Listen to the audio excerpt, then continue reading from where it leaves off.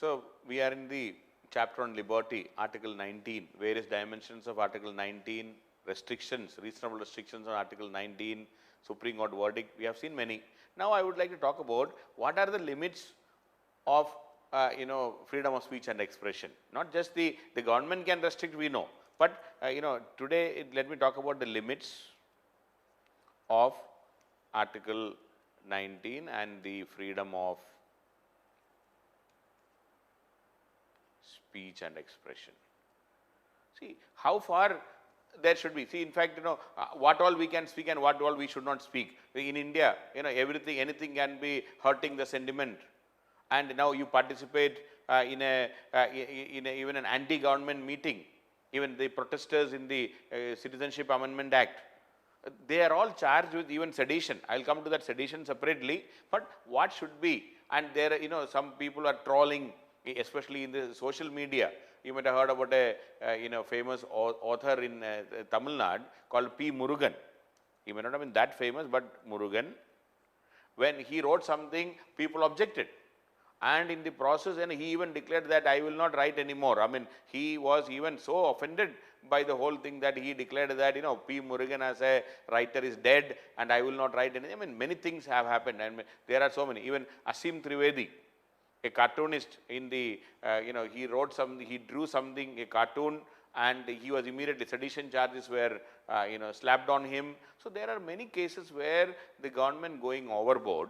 So now my question is, our discussion here is, what are the limits of this Article 19 and the freedom of speech and expression? How far we should do? See, now in this discussion, you please realize only one thing. Our philosophy, what should be our stand? What should be our philosophy? Our philosophy should be a liberal philosophy. See, we should, what kind of society you and me want in India? That is what always you should look into. We want a liberal, democratic society. A society which is a forward looking, an open society, not a constrained and a narrow minded. A liberal thinking should be there. You also see, now in this kind of topic, these are very slightly controversial also. Now what I am going to speak right now, you may feel, some of you will not agree to my point.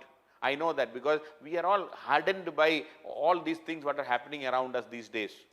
Please remember, our aim is to have, or my aim is to give you that liberal thinking.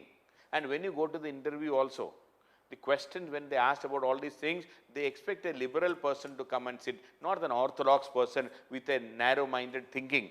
Absolutely no. So in this particular topic, especially the freedom of speech and expression, you have to be very, very, careful. And I know many of you will not be agreeing with me because, you have been born and brought up like that. You have seen only that kind of a society in some cases.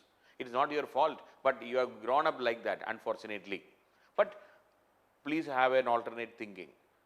That liberal thinking should come to you. That is the purpose of this discussion also. And these kind of topics are very, very important for interview. And you have to have a clear mind. See, ultimately, what is our aim? Our aim is to get marks. It is not to prove a point or anything. And what is the need for liberalism and all, you may ask me. But what is required, your upbringing, you should have, your character should be such that, you should be open to ideas. You should be open to other cultures. You should be tolerant and you should be happy to have other cultures also. You need not follow the other culture, but at least you should be, you should not be worried about the other culture, then they should be. So how free we Indians can be or what can be, but there are many laws in our country which prevents this freedom. And now these laws can be misused by the state. That is the biggest problem in our country. So just to come to that, the sense once again, as I was mentioning, Article 19(1) talks about 6 basic freedoms. No doubt regarding this.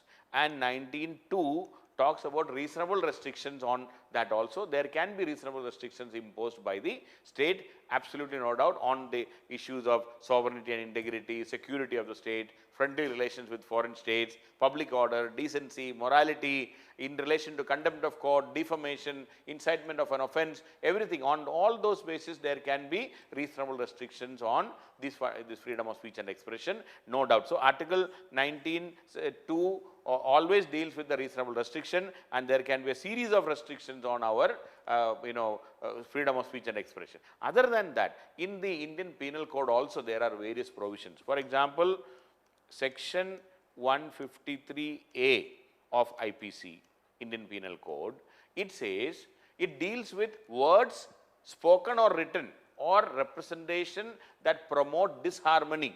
Words that promote disharmony.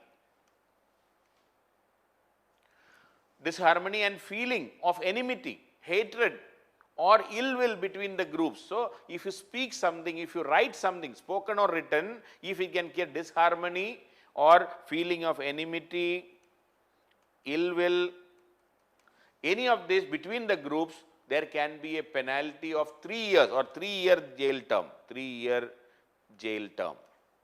So, Section 153A says that if you speak something, so that is a restriction on our freedom of speech and expression. Section 153A, it deals with words spoken or written or representation, even maybe a cartoon that promote disharmony, feeling of ill will, enmity, hatred, 3-year jail term, Section 153A. Similarly, Section 292.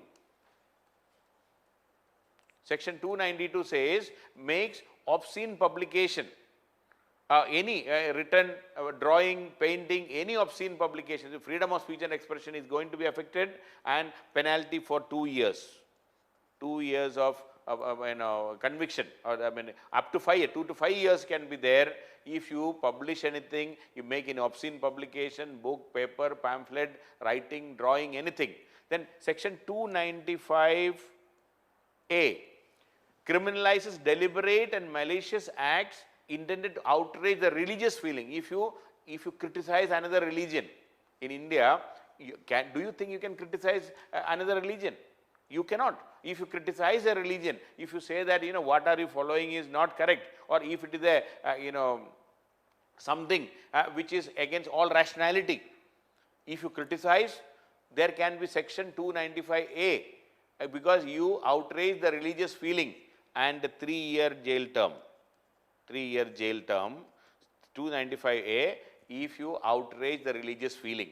Then Section 298, it deals with, penalizes on utterances of words that might hurt the religious feeling of any person. So, just one is deliberate and malicious act intended to outrage. Then 298 separately talks about utterances of words which hurt the sentiments, 1 year jail, 298. Then there are other indecent representation of women, there can be other punishment, indecent representation of women. SC/ST Act, Scheduled Caste, Scheduled Tribe Prevention of Atrocities Act. So, all these things have special, and also this IT Act, I said IT Act 2000, IT Act 2000, it talks, Section 66A defines punishment for sending offensive message. For sending offensive message. So, these are all provisions where your freedom of speech and expression can be curtailed. But the problem is, it is not about the law. So, we have so many provisions, but the issue is what is offensive and who will decide if it is offensive or not. If the police wants to, see, even criticizing the government, just imagine the Padma Shri or Padma Bhushan, I think, recipient Vinod Dua, like journalists who criticize the government for the inaction, or rather whatever the government has done in term during the corona time, the migrant laborers and all. Case has been filed by Himachal Pradesh government. He spoke something in Delhi. Himachal Pradesh government, in a police station in Himachal Pradesh, this case has been filed. Enquiry started in Himachal Pradesh. Police came to arrest him. Why? He criticized the government. Just criticizing the government also. So, what is offensive? The issue is what is offensive? And who will interpret what is offensive? And if the government wants, if the supporters of the government wants, anybody criticizing any action of the government can be brought under any of these acts, and these people can be harassed, and there is no clarity, not enough clarity. and these provisions are open for misuse. The problem is these are all open for misuse. Supreme Court has repeatedly said this, but nowadays this is becoming very common. Any criticism of the government, immediately a case is filed and they are harassed. Any critic of the government is harassed in the name of all these acts. So there can be restrictions on the reasonable restrictions on the freedom of speech and expression. But what is offensive, what is not offensive, it is subject to interpretation. And who is interpreting? The police and the ruling party and the supporters of the ruling party to harass the critics. This is the problem in our country. Now, another point I would like to add here is, now what can be spoken and what cannot be spoken, that is a big issue. Now, I would like to bring in one expert called John Stuart Mill. He is one of the authorities on, that liberalism and the liberal thinking in administration and all. So, according to John Stuart Mill, he said there are, harm principle, again, and an offense principle. So, according to him, there should be reasonable restrictions on something spoken or the speech and expression if it is to harm the society. But if it is only an offensive statement, we should be accepting as part of the freedom of speech and expression of the other person. So according to John Stuart Mill, there should be, fullest liberty. See, our aim should be have maximum liberty to speech. We should give maximum liberty. There should be very limited restriction. Our aim is to have the fullest liberty of expression is required. Then only a society can progress. Then only a society will grow. There should be critical thinking. There should be criticism. There should be alternate thinking. See, that is why in universities and the campuses and all, we would like the youth to come up with their ideas, alternate thinking. See, the freedom movement and all those things happened in our society, in our country, from the campuses.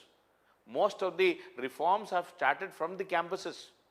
So, we need alternate thinking and critical thinking. People should question and they should not be silenced just like that. There should be absolute freedom. So, liberty must exist within every subject matter so that we have absolute freedom and sentiment. We can talk about all these things, we should. So, but if something is harming the society, we should restrict that speech. So, harm is something that will injure the rights of other people. Harm can injure the rights of other people. Harm can injure the rights of other people, but offense means, see, suppose, offense should be promoted. I can offend the offense can be, offense can be, it can be, I can offend I can hurt your sentiment. Your sentiment is hurt. See, sentiment is very, different for different people, different sentiments. What is sentimental for me may not be sentimental for you. So, offense is just hurting the sentiment, but the other one is injuring or causing injury to the rights of the people. See, so free speech must not be limited if there is only an offense. See, suppose I am criticizing your religion or you criticize my religion, I should not get offended. See, if you don't like, don't listen to that criticism. You can switch off and move away. I have a right to speak, suppose in this kind of a discussion. If you don't like, you can switch off. You cannot say that, how dare you speak like this? I have a right to speak. If you don't like, don't take it. You have a right to speak. Suppose, after listening to my lecture, you can say that I don't agree with you. I have no problem. If you don't agree, it is your problem.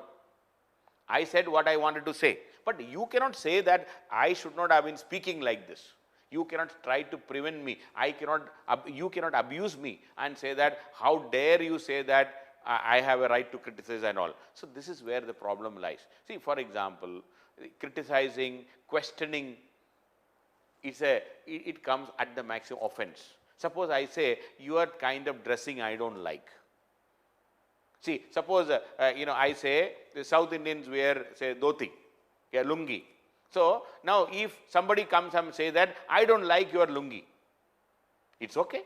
If you don't like, don't wear, don't see, you keep, you do, but I like, I will wear, it's my problem and it is none of your business. So suppose, for example, another thing, see Muslims and Christians say eat beef, and many Hindu community members may not be eating beef. That does not mean that Hindu community will insist that Christians and Muslims also should not eat beef. It is not your problem, and you should not, that freedom, this is where the issue of freedom and speech, expression, everything will come into play. So, as long as I am not hurting, I am not harming your rights, if I am only questioning, if I am only hurting your sentiment, then offense principle says, even if you hurt the sentiment of a person, even if the other person did not like my comment, my criticism, I have the right to comment, but I cannot harm you. So you see, John Stuart Mill gave a good example of a corn seller. He gave this example, so I am just quoting the same example. He said, if a corn seller refused to sell corn to a poor man, and you heard about this, so you can criticize and say, you can write a blog or you can publish in a newspaper and say that this man is not selling corn to poor people, this is ultimately leading to starvation of the poor people. So that is one way of looking at it. As a critic, you can say this is ultimately leading to starvation. But tomorrow, if you are giving a speech in front of, say, 100 people standing outside the corn seller's house, angry mob, they are, they are quite agitated and they are willing to attack the corn seller's house. And at that time, if you give a speech like this and say that he is killing the poor people or he is not selling the corn to the poor and their corn seller is starving the poor people and killing. Now, if you give the same speech in front of an angry mob and if you are instigating violence, and if the people, if there is a likelihood of the people going and attacking that corn seller's house, then you are going to, because of your speech, you are harming the right of other person, the life of the other person. So, what restriction should be there on harm principle? I mean, that means whatever speech, whatever ideas you gave, if it is directly going to harm a person and his or her right, then it should be restricted. If it is only hurting, if it is only questioning, if it is only criticizing, that criticism cannot be cannot be restricted. That is what we want in a free society. In Western world, you can criticize any religious belief. You can criticize the religion itself. The religious faith, the religious practices, all religions are, revolving around faith and, practices, beliefs and practices. You have a right to, question those beliefs. You can be an atheist. You can question the religious practices. But in India, if you question, you will be said that you hurt the sentiment and you will be booked under various laws in our country right now. So we should try to become a liberal. Now, who interpret? Ideally, the police and the administration should interpret liberally. And if they are not able to do, the court should help us in interpreting it liberally. So both the police and the administration as well as the judiciary should help us in interpreting all these things in a liberal way, so that they should restrict only if it is amounting to that harm principle according to John Stuart Mill. If it is only an offense, if it is only hurting a sentiment of a person, such criticism should be allowed. If you don't like the criticism, don't listen to that. You have the freedom not to listen, not to hear that criticism. That should be the spirit behind the whole thing. But unfortunately, in India, everything is politicized, everything is communalized, everything is done such a way that our main hobby is to silence the critics. We are not moving in the right direction. We need to create a liberal society, a free society, where all individuals have the right to speak what they want to speak, but that should not amount to harm the rights of others. Harming a person should not be there. That should be our criteria. But we have gone too far in this. You speak anything and you can be booked. This is the condition today, which is not good for a modern society. We need to rethink on our approach towards this free thinking, and we have to be a bit more liberal, and we have to be a bit more tolerant. We should be tolerant to criticism. If you are in public life, somebody will criticize you. Let them criticize. If you don't want to hear that criticism, you switch off. You don't listen to that criticism. You do whatever you want, but you cannot stop people from criticizing you. You should not be thinking in that line. That is what is creating the problem. So, in this discussion, what I was trying to say is that there are so many laws in our country, but that limit should be based on John Stuart Mill's harm principle or offense principle. Offense is acceptable, harm is not acceptable. That should be the spirit behind the whole thing. So, that's all about the limits on freedom of speech and expression.